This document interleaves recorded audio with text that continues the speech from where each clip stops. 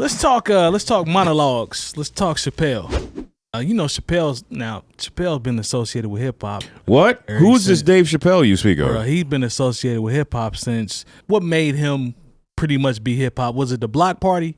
Is that what brought him over? No, because he had the show before that. And good point. Even before that, good point. Technically, if you want to talk about Half Baked, not necessarily that it was a hip hop movie, but I mean it was.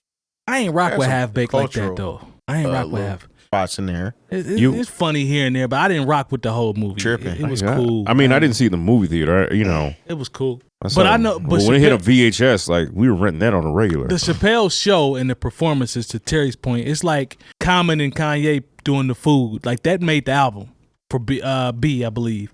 Well, the fact that he would have people on the show that weren't, it was people really like he would have Mos and Yasin Bey rather. They were just on the show. And to Talib Kweli doing songs that weren't particularly on the radio. True. You know, he'd have Erykah Badu do songs and it wasn't a single. He has been associated with hip hop a long time. Y'all right. Even when he had like Slum Village, like, you know, he wasn't getting the people who probably. He's probably getting, you know, it's crazy. He was probably getting who he could get at that time because I think he was getting the people he could get, but it's also people that he rock with. True. You know what I'm saying? I mean, he had. He had DMX on too. Yeah, DMX on there. He had. Because that first Block Party was lit. Not Mayor Hawthorne. John Mayer. John Mayer was like at the top of his game then. Bro, the first Block Party was what? Lauryn Hill, Common, Kanye, Questlove was there. But this is I'm super famous Dave Chappelle. He could pull all this. Good point. That's a good point. I say that. You talking about that first? Go back and look who was guests on the first seasons of the Chappelle Show. I feel you. I respect that. That's a good point because he's been associated with hip hop for so long, man, and rightfully so. But he had did y'all see his monologue on SNL? Everybody seen it? Yes. Absolutely. Okay. So the narrative is being painted that he's almost backing. It's absolutely false. You already know what I'm about to say. First of all, Dave Chappelle is brilliant, man, as a comedian. And his wordplay and the way he lines things up, he's just dope. Like, he's just dope. But call me crazy, I didn't expect anything but this to come from his monologue. And I knew it was going to come, but I didn't think it was going to come this fast. I started seeing articles next day. Oh, man, he co-signs this. He co-signs that. No. And I'm like, what are we doing?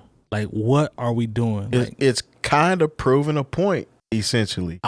You beat me to it. Hey, you beat me to it. Just saying, it's kind of proving the point. Whether you wanted to hear it from Kanye, I mean, his was absolutely clouded and didn't. It wasn't articulate at all. Right, it's not art. Well, that kind of goes with everything he says. Kanye's execution is always trash. It's always trash. In my personal opinion, Dave Chappelle did what he did in that monologue with taste. Mm-hmm. You know what I'm saying? It came down to he demonstrated that you can say whatever you want. He had a whole show where he mocked himself, his culture, and everybody else. And this is his own actually show. what made his show. This is what made him step away from the limelight. Right. Because he felt like people were laughing at him and not with him. Right. But he was making fun of everybody equally. Right. And they laughed at him and called him crazy for going to Africa and for not taking that money and going on with the show. But once he eloquently kind of put a comedy twist on what's going on, and he didn't side with anybody on it. That's the part. He actually said that usually whenever Kanye West gets into something, I'm pretty much on the next thing smoking to go be with him. And then this happened. I was like, I don't know about this one, man. And I laughed. Yeah, exactly. I laughed. He made comedy relief. We need to get away from this place of where you're not letting comedians be comedians. They're supposed to do this. That's been trending for the recent years in terms of the censorship, if you will, of comedians, because now outside of the OGs, people are starting to think about that. You hear comedians talk about tiptoeing through their sets.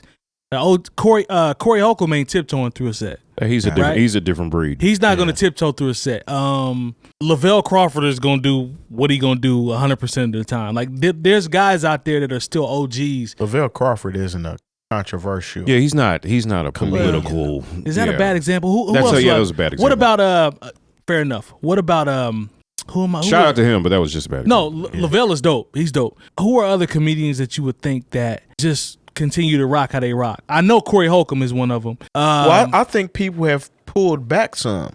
You think so? I think people have put, but even with Dave's comedy, he's calling it out. He is, but he's not calling it out in the same way he would have called it out in early 2000s. You know what I'm saying? Okay, that's fair. That's fair. This is the thing. It's funny to me. It was like, why are you taking comedians so seriously? Yeah, that's just antithetical to what they're actually doing. But that's, it is what it is, because some people take everything seriously. Check this out. Lone says, real quick, Jaden, I'm coming right back to you. Lone says, climate is different. Shout out to Lone. He's in the chat. He said the climate is different. He says you have to grow with the times. He says we have always taken comedians serious. Those are Lone's comments. Okay. Well, this is the thing, and I've said this. I think I had this jersey on last time I said it. Shout out to the hat too. When we were talking about Dave and the whole situation with the transgender community, and I made the point, I was like, do you want to be equal, or do you want to be treated special? And you got to understand. Like Meg Thee Stallion. You got to understand when tough. When a comedian, like it sometimes it's just your turn, depending on what's going on in the world, And the thing is, we got to really look at how all of a sudden it has become in vogue to police black speech. Now, mind you, Kanye, he jumped out the window saying some stuff that he had no business saying. I'll say that because when he says, I'm a little sleepy right now, but I'm going to go _𝗏𝗏 𝗔𝗲𝗓 because he doesn't know the terminology. And I guess because I know what he meant, because like I said, I'm a fan of war games. I know, first of all, should have been DEFCON, but that's neither here nor there. Fam just be talking, man. Like, and then with Kyrie, bless his heart, as my granddad I said it last week. I don't even think he watched the documentary. He just, like, when you're in a certain place of youth, of stunted enlightenment, sometimes you're just so happy to see something that you think lines up with your worldview. But with Dave, I think what he said was well thought out, but I just remember there was a specific segment where he said, if it's the Italians, it's a mob. Yep. If it's black folks getting together, it's a gang. And if it's the Jewish community, then it's like coincidence, and we're not going to talk about it. Yeah. And it's like people are saying, "Oh, you see how anti-Semitic that is?" And it's like, well, did you hear what he just said about the Italians? It went right over your head. Hear what he just? The setup was blacks and Italians, but all you heard was the Jewish community. Thank you. So this is where because when I saw the statement from whoever at the ADL, I was like, you didn't even listen to this. Just the same way Kyrie didn't watch that movie.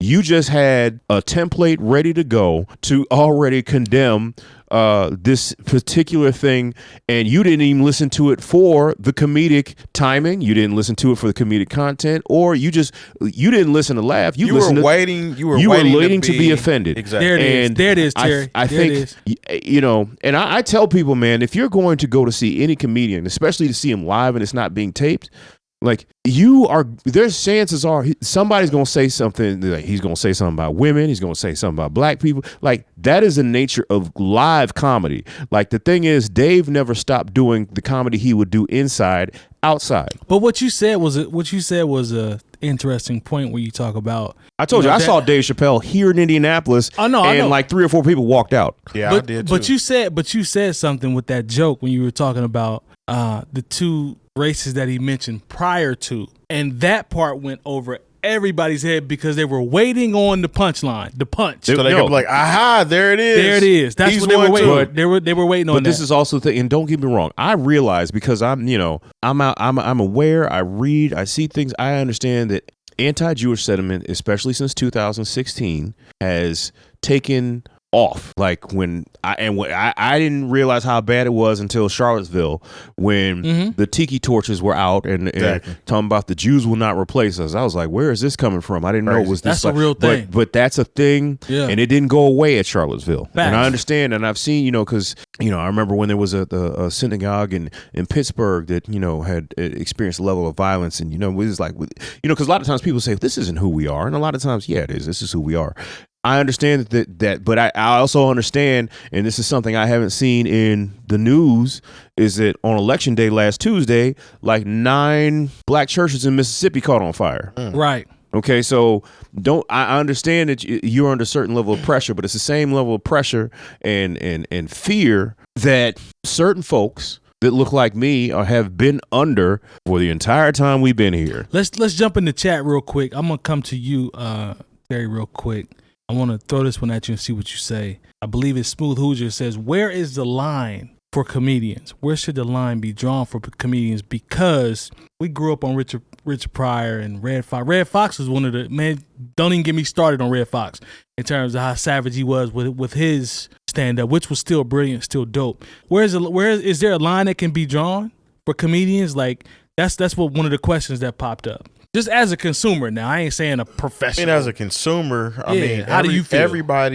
People don't feel the same way or aren't as, I know we're in this free thinking era all of a sudden. And the times that we're in also goes into the equation, right? But people aren't into necessarily being as outspoken and offensive. Because, I mean, comedians are naturally offensive. Yeah. You know what I'm saying? Yeah, but 100%. There is a line that you have to tote. I don't know what that line is. Honestly, I don't know. I'll tell you what the line is. Was it funny? If you went there to laugh, you know, sometimes I know people. There are people who go to comedy shows looking to be offended, and they want to talk back and say that's not funny, and I'm a woman or something. Because a lot of times, there are comedians like Corey Holcomb is hard on women, but you know who was the king? He's hilarious. I don't want to say. I'll say it. Putting women in their place, but like in a way that was still funny. Right. Was Patrice O'Neal.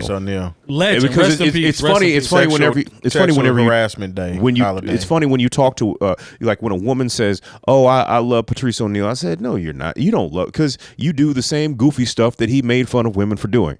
But you got to understand, there are people and they get all shocked when they go to see. Look at a Netflix special. Just pick one. And there's going to be something that you're like, "Ooh, that was a bit much," because every single time we get so excited about Dave Chappelle because he's at the top and he went through all this thing with the closer, and so there are people who listen to Dave Chappelle looking to be offended. They don't even listen for the jokes. They're just sitting there with their arms folded, like, wait till this happens, and then I'm gonna write a think piece, even though I'm a loser of something. I'm tired of it because this is where the backlash comes in, and I don't want to say about political correctness because it's not political correctness sometimes. Because like what happens in a comedy club, it used to be known that that's not how you speak to people and carry yourself when you're in the real world. I mean, this person is on stage putting on a show, and when they get off of the stage, then you're supposed to go back to your real life and act like you have some sense. It used to be that way. It used to be, I'm going here to be entertained. I'm going to laugh. He's going to say stuff that he or she is going to say stuff that might offend me, or I'm coming here, like Jay Moore said, to be offended or sit in the front row and go against the comedian. It used to be that way. People just could separate the two. Now they're intertwined. Everybody's got to be careful because we don't want to offend anyone. And that all these comedy shows now, bro, there's so many comments, there's so many clips and stuff that you see on YouTube that people have ripped, and then all you see in the comments is I'm offended, I'm offended, I'm offended, I'm offended. So Lone is bringing up, he says that trans people can be offended at trans jokes from non-trans people, which Say is it again? Trans people can be offended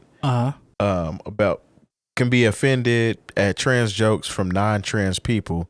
Okay. Same if I'm a white dude making jokes about black people. Okay. Because I think there's a line somewhere in there. Yeah, the line is the jokes better be funny. That's true. But when you put a joke in context, it's not, I don't think it's malicious in the way that he's telling these jokes. I don't think he's telling these jokes in a manner to want to be uber or ultra offensive to any one race, color, or creed. Intent is important.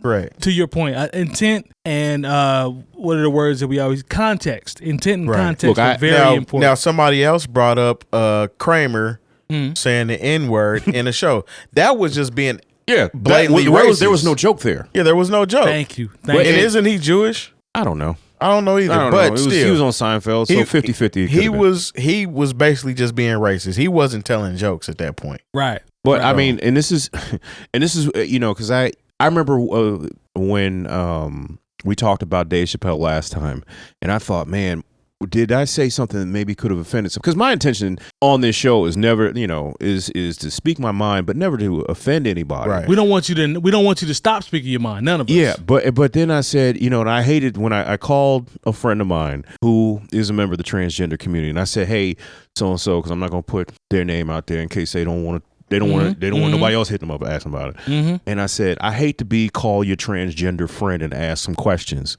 but I sent him the clip and we had a whole discussion about what I said. And she said, you weren't wrong, but that's from my perspective. You know, I didn't think what you said was wrong, but also, and I asked, would you rather him make the jokes or, you know, you come to find out he doesn't make jokes about your particular community. Right. Because he's like, oh, you know how they are, so I'm just going to leave them alone. Right. Then that would have been offensive. Thank you.